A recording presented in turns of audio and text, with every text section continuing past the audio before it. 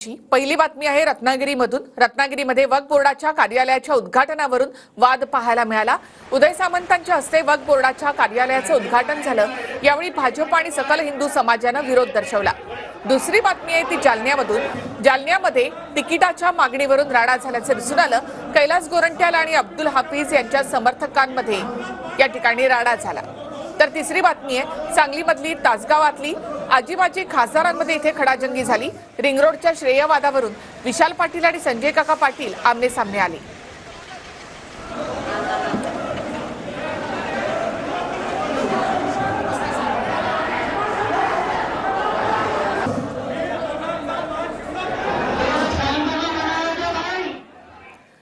रत्नागिरीमध्ये देखील वक्फ बोर्डाच्या कार्यालयाच्या उद्घाटनावरून वाद झाला। उदय सामंतांच्या हस्ते वक्फ बोर्डाच्या कार्यालयाचं उद्घाटन होणार होतं। दरम्यान यावेळी सकल हिंदू समाजाकडून सामंतांना काळे झेंडे दाखवण्यात आले।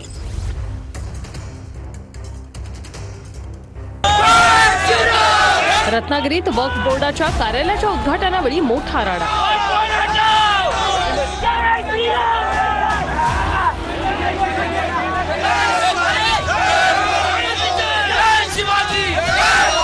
सकल हिंदू समाज आणि भाजपच्या कार्यकर्त्यांनी काळे झेंडे दाखवले।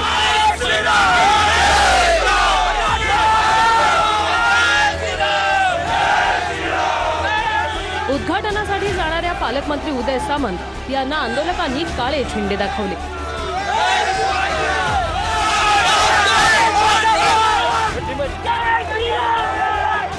पोलिसांचा चोख बंदोबस्तात वक्फ बोर्डाच्या कार्यालयाच्या उद्घाटनाचा कार्यक्रम पार पडला। हिंदू हृदय सम्राट बाळासाहेब ठाकरे आज जिवंत असते तर वक्फ बोर्डच्या कार्यालयाचं उद्घाटन करण्यासाठी शिवसेनेच्या नेत्यांना परवानगी दिली असते का? आणि आज ज्याचं उद्घाटन करताय तसं एक टाळं पण घेऊन ठेवा, कारण लवकरच त्या ऑफिसला टाळं लावण्याचं काम होणार आहे, त्याची चिंता करू नका। तिकडच्या हिंदू समाजावर दबाव आणण्याचा प्रयत्न करत असेल तर ह्या मतदारसंघाचे खासदार हे सन्माननीय राणे साहेब आहेत, हे कोणी विसरू नये। जालन्यामध्ये काँग्रेस कार्यकर्त्यांमध्ये राडा झाला। कैलास गोरंट्याल अब्दुल हाफिज यांच्या समर्थकांमध्ये राडा झालेला आहे। जालन्यामध्ये काँग्रेसकडून इच्छुक उमेदवारांच्या मुलाखती सुरू होत्या। तिकिटाच्या मागणीसाठी हाफिज आणि गोरंट्याल समर्थक आमने सामने आले। काँग्रेस आमदार कैलास गोरंट्याल आणि माजी शहराध्यक्ष अब्दुल हाफिज यांचे समर्थक आमने सामने। जालन्यात काँग्रेस पक्षाच्या इच्छुकांच्या मुलाखती दरम्यान प्रकार। खासदार शोभा बच्छाव, खासदार कल्याण काळेंच्या उपस्थितीत इच्छुकांच्या मुलाखती सुरू होत्या। तिकिटाच्या मागणीसाठी दोन्ही समर्थक आमने सामने आले। मोठा गोंधळ उडाला। आज मी पक्षाचा तिकीट मागतोय, तर तिकीट मागायला माझे समर्थक सोबत मी हॉलमध्ये गेलो, घोषणा झाली। अरे इतका काय राग येऊ लागला तुम्हाला? का असं तुम्ही वरती येऊ देत नाही? तुम्हाला तुमचा स्वतःचा स्टेज आहे का? ते जालनाचे 5 मतदारसंघाचे जे इच्छुक उमेदवार आहेत सर्वांचे समर्थक लोक आलेले आहेत आणि प्रत्येकाला वाटते की आपल्या नेत्याला तिकीट भेटला पाहिजे, म्हणून जिंदाबाद मुर्दाबाद हे नारे लागतात। सहज काही नवीन नाही ते। आणि मी माझ्या पक्षाला 101 विधानसभा मागितलं आणि माझ्यासोबत माझ्या समर्थकांनी सांगितलं की कैलास गोरंट्याल कसा निवडून येतो, झालं, बाकी काही नाही। सांगलीमधल्या तासगावमध्ये आजीमाजी खासदारांमध्ये खडाजंगी झाली। रिंग रोडच्या श्रेयवादावरून विशाल पाटील आणि संजय काका पाटील आमने सामने आले। विशाल पाटलांनी रोहित पाटलांना श्रेय दिल्यामुळे संजय काका पाटील संतापले। कार्यक्रमातच संजय काका पाटलांनी विशाल पाटलांना चांगलंच सुनावलं। पालकमंत्री सुरेश खाडेंच्या मध्यस्थीनंतर हा वाद मिटला।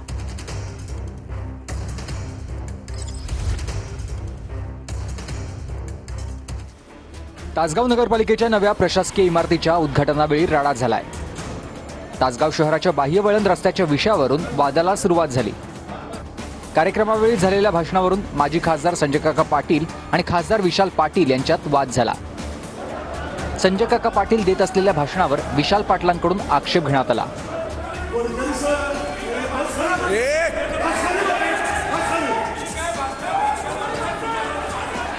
पोलिसांनी मध्यस्थी करत वाद मिटवण्याचा प्रयत्न केलाय। विशाल पाटलांनी तासगाव मतदारसंघात रोहित पाटलांना पाठिंबा दिलाय। तेव्हापासून संजय काका पाटील आणि विशाल पाटलांमध्ये आरोप प्रत्यारोपांच्या फैरी सुरू आहेत। या कार्यक्रमाला आपण सगळ्यांना बोलवा, हा पक्षीय स्वरूप न देता पदाधिकारी असतील, खासदार असतील, आमदार असतील, या मंडळींना बोलवा असं मी स्वतः चीफ ऑफिसरना निरोप दिला आणि हा कार्यक्रम आयोजित केला. पण इथं येऊन सुद्धा पुन्हा त्यांच्या त्या नौटंकी सुरू झाली. मी त्यावेळी काही बोललो नाही. माझं भाषण सुरू झाल्यानंतर मात्र त्या भाषणाच्या दृष्टिकोनातून त्यांनी अडथळे आणण्याचा प्रयत्न चालवला. जशास तसं वागण्याची भूमिका ही आम्ही आता पुन्हा घेतलेली आहे. श्रेयवादासाठी हापापलेली काही मंडळी त्या ठिकाणी त्यांनी गोंधळ घालण्याचा प्रयत्न केला. खासदारांच्या दिशेनं धावून जाण्याचा प्रयत्न केला आणि आमदार सुमनताई व्यासपीठावरती होत्या, खासदार व्यासपीठावरती होते आणि व्यासपीठाकडे शिव्या देत धावून येणं हा काय प्रकार आहे हे कदाचित त्यांनी देखील समजून घेण्याची आवश्यकता आहे. तासगाव तालुक्यामध्ये, कवठेमंकाळ तालुक्यामध्ये मोगलाई लागलेली नाही हे येणाऱ्या काळामध्ये आम्ही दाखवून देऊ. भाजपला धक्का देत हर्षवर्धन पाटलांनी आज तुतारी फुंकली. शरद पवारांच्या उपस्थितीमध्ये हर्षवर्धन पाटलांनी शरद पवार गटामध्ये प्रवेश केलाय. दरम्यान या पक्षप्रवेशानंतर अजित पवारांनी देखील शरद पवार गटावर पलटवार केला आहे. की काही काम करायला हर्षवर्धनची काय गरज आहे? कठीण काम असेल, लोकांच्या हिताचं असेल, लोकांचं जीवन बदलायचं असेल, अशी कामं हर्षवर्धनकडे द्यावी. आणि ती द्यायची असेल तर पहिलं काम तुम्हाला करावं लागेल. तुम्ही त्यांना महाराष्ट्राच्या विधानसभेत पाठवा. विधानसभेत पाठवणं हे तुमचं काम आणि राज्याचं काम करण्याची जबाबदारी सोपवणं माझं काम. रामकृष्ण हरी. सध्या पेपरला लयच बातम्या चालल्या. ही इकडे गेला गेला गेला गेला, ती तिकडे गेला गेला गेला. ही काम काम का आपलं काय झालंय? आपल्या राष्ट्रवादी काँग्रेस पक्षात नीट ऐका, आपले 40 आमदार आपल्या बरोबर आहेत. तिथं तर बदल करायचं कारणच नाही. समोरच्यांना काय झालंय? 40 त्यांच्याकडे नसल्यावर 40 जागा त्यांना भरायच्या. ती गोष्ट आहे. मला फक्त 15-20 जागा, 25-30 जागा भरायच्या. ही गोष्ट लक्षात ठेवा. नाहीतर दादाच्याकडे आता आपल्याकडे कुणीच येईना का? तर तसं नाही. तुम्ही एकदा जागा वाटप होऊ द्या. आपल्याकडे पण अनेक जण येत आहेत. बिग बॉसचा निर्णय लागला आणि बिग बॉसचा पहिला मानकरी ताई बारामतीचा झाला. त्यामुळे साहेब आता आपण तर बिग बॉस आहातच, पण तुम्ही सुद्धा खाली आता तुमच्या मार्गदर्शनाखाली आज आपल्या बारामती तालुक्यामधला एक युवा बिग बॉस झाला. याचा आम्हा सर्वांना खूप मनापासूनचा आनंद आहे. आणि म्हणून आता जबाबदारी साहेब आमच्यावर सगळ्या कार्यकर्त्यावर आलेली आहे.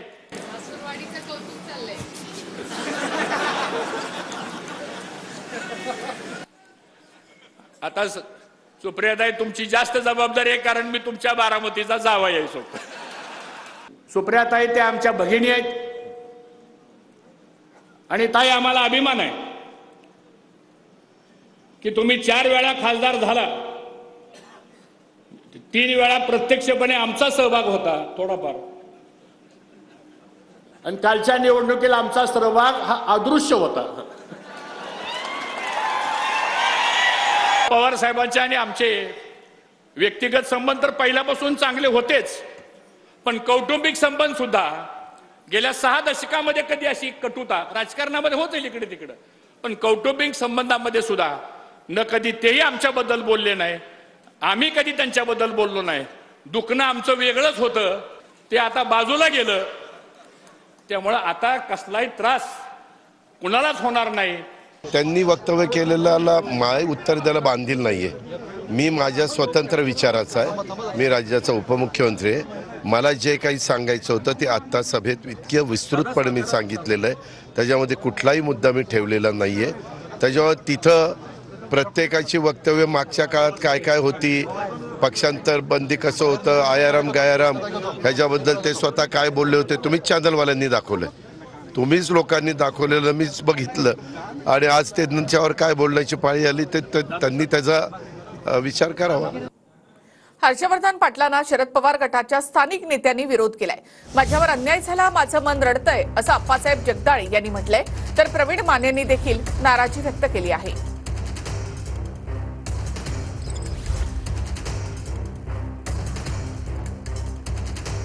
मला अन्याय मान्य करतो. माझं मन रडतंय माझं. 25 वर्ष या लोकांची सेवा प्रामाणिकपणे केली. डोळ्याला नाही पाणी येणार, पण मन माझं रडतंय.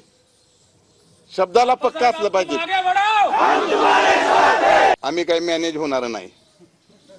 मी स्पष्ट सांगतो.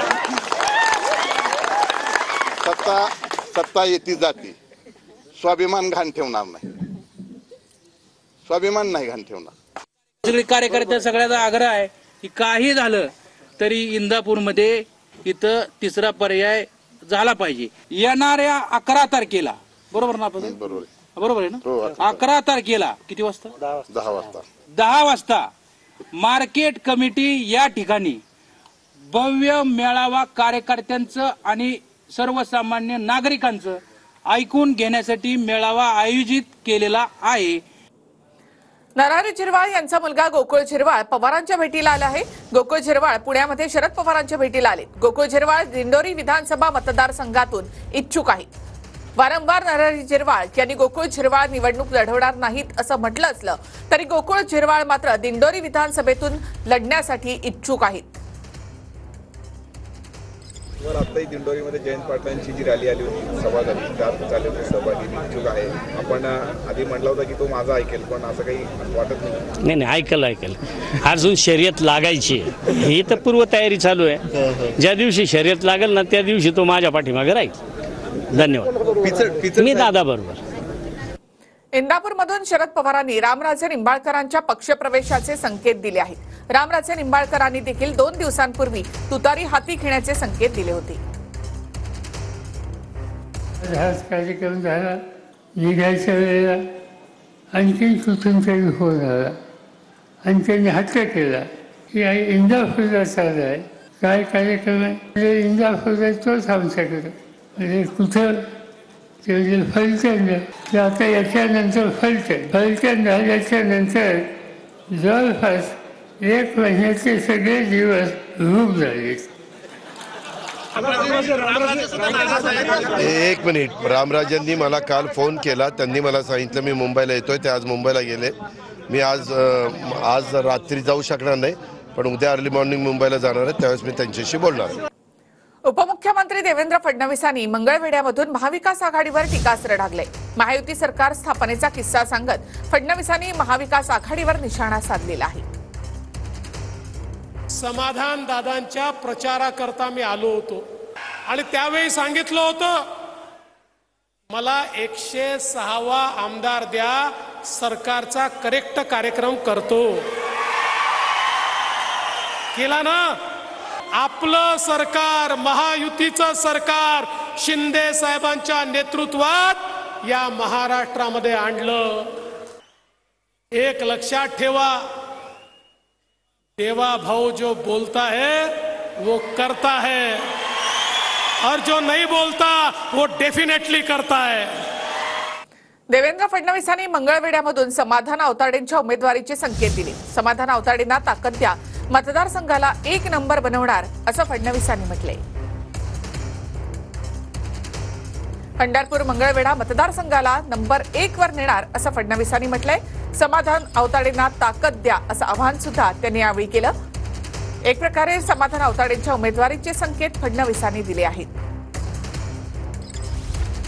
तुमचे आशीर्वाद होते म्हणून समाधान दादांना आम्ही ताकद दिली आणि पुढे तुमचा आशीर्वाद राहिला तर या मतदारसंघाला नंबर 1 केल्याशिवाय या ठिकाणी आम्ही राहणार नाही. आमची जी ग्रामदेवता आहे त्याच्या साक्षीनं एवढंच सांगतो, तुम्ही दादांना ताकद द्या. आमची ताकद त्यांच्या पाठीशी आहे आणि या ताकदीच्या भरोशावर एक मोठं परिवर्तन आपण करून दाखवू. उद्धव ठाकरेंनी केलेल्या टीकेवर श्रीकांत शिंदेंनी उत्तर दिले. काही नेत्यांची भाषा अजून सुधारली नाही असं श्रीकांत शिंदेंनी म्हटलंय. मुख्यमंत्र्यांचं काय त्याला म्हणायचं,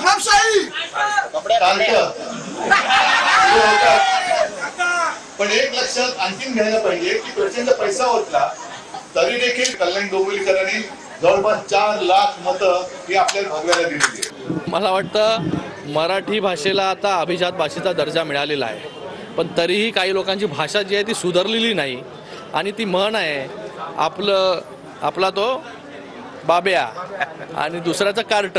आपल्या बाब्याने जे 2-2 आमदारांचा बळी घेतला, स्वतः ती सीट क्लिअर करून घेतली वरळीची आणि मग निवडून आले.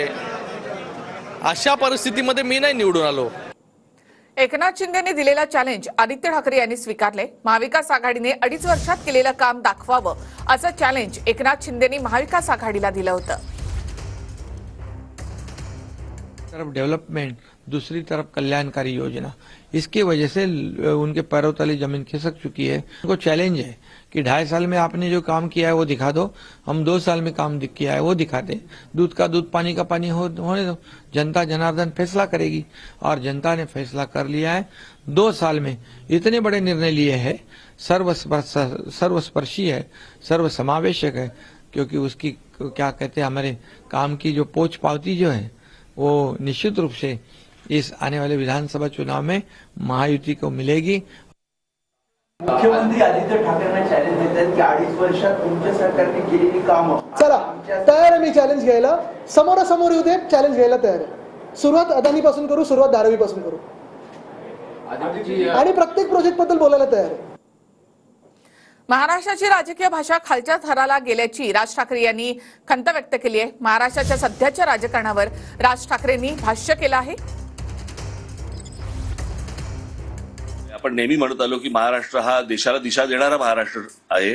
त्या महाराष्ट्राची राजकीय भाषा इतकी खालच्या थराला गेलेली आहे, इतक्या खालच्या थराला जाऊन लोक बोलतायत आणि यांना समजवणारं कोणी नाही. ज्या महाराष्ट्रातले ज्यांना बुजुर्ग म्हणावं तेच त्यांच्या आहारी लागलेले आहेत. याहून अजून पुढे काय बोलायचं. राजकारण्यांना बिघडलेल्या एकूणच सांस्कृतिक आणि बाकीच्या सगळ्या गोष्टींना जे ठणकावून सांगण्याची जी धमक, हिम्मत जी काही वर्षांपूर्वी जी होती, ती आज मला कुठेतरी कमी दिसते असं निश्चित वाटतंय. आदिवासी आमदारांनी मंत्रालयाच्या जाळीवर मारलेल्या उड्यांवरून राज ठाकरेंनी टोला लगावलाय. दरम्यान राज ठाकरेंनी केलेल्या टीकेनंतर नरहर जिरवाळांनी देखील प्रत्युत्तर दिलंय.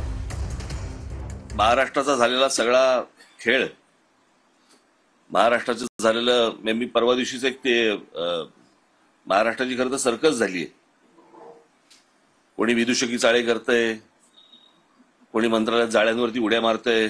कारणाची सर्कस झाली असेल तर मी सर्कस करो, नाही तर तमाशा करो, पण माझ्या आदिवासी बांधवांना ज्या काही 17 संवर्गातल्या आजपासूनच आदेश द्यायला सुरुवात झाली, तर मग ते नाटक जरी असेल तरी मला चालेल. कोणाला नाटक दिसो, कोणाला सर्कस दिसो, आणि ज्यांना कोणाला जर त्याचा प्रयोग करायचा असेल तर अजून डबल जाळी लावून तेवढ्या उंचीवरून फक्त उडी मारून दाखवायची. राज ठाकरे साहेबांना आव्हान नाही मी करणार, असे त्यांच्याबरोबर अनेक सांगतात ना, अनेक. आणि आता विधानसभा निवडणुकीसंदर्भात महत्त्वाच्या बातम्या आपण पाहूया. नगर जिल्ह्यामध्ये भाजपला पुन्हा धक्का बसण्याची शक्यता. भाजपचे नेते राजेंद्र बिपाडा शरद पवारांच्या भेटीला, मात्र काही कारणास्तव पवारांसोबत भेट होऊ शकली नाही अशी माहिती.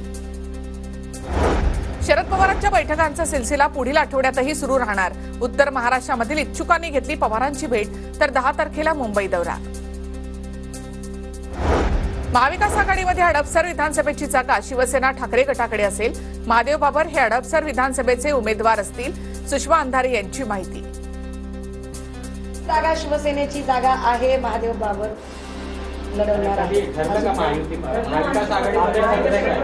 महाविकास आघाडीकडून हडपसरची जागा ही शिवसेनेला.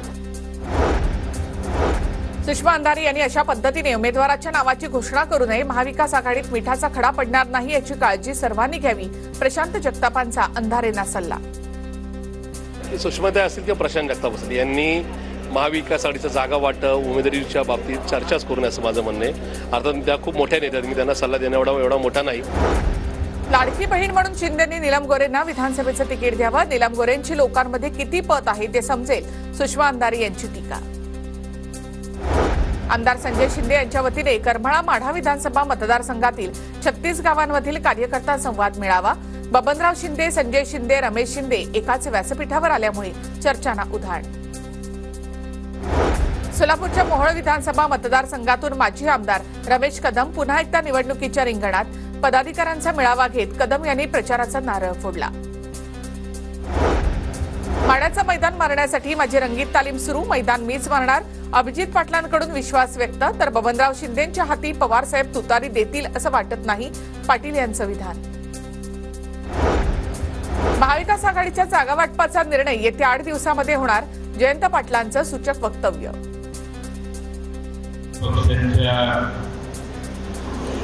जागा वाटपाचा उपक्रम पुढच्या 8 दिवसात पूर्ण होईल. जागा वाटप जाहीर होण्याआधीच दापोली विधानसभेत योगेश कदम यांच्या नावाची घोषणा.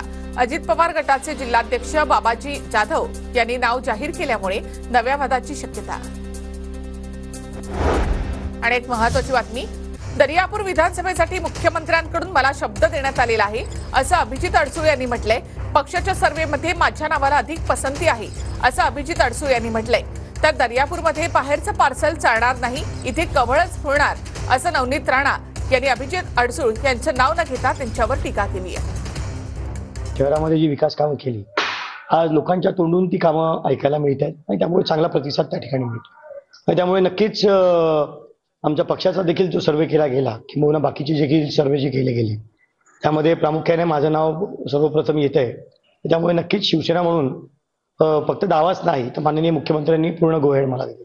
दर्यापूर मतदारसंघ सुद्धा बाहेरचा पार्सल चालणार नाही, इथे सुद्धा कमळ हा सिंबल आम्हाला दर्यापूर विधानसभा. बीड जिल्ह्यामधील 6 मतदारसंघामध्ये महायुतीचे उमेदवार निवडून आणण्याचा संकल्प. शरद पवार यांच्या टीकेला धनंजय मुंडेंचं उत्तर. तर परळीमध्ये मंत्री धनंजय मुंडेंच्या माध्यमातून 1000 श्रवण यंत्रांचं वाटप. मुक्ताईनगर विधानसभा क्षेत्रात रोहिणी खडसेंचे भावी आमदार म्हणून बॅनर लागले, कार्यकर्त्यांकडून बॅनरबाजी.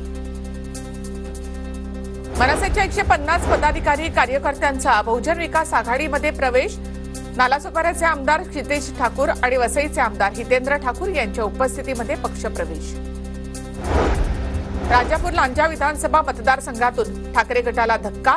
भांबडे जिल्हा परिषद गटामधील 18 गावामधील पदाधिकाऱ्यांचा शिंदे गटामध्ये प्रवेश.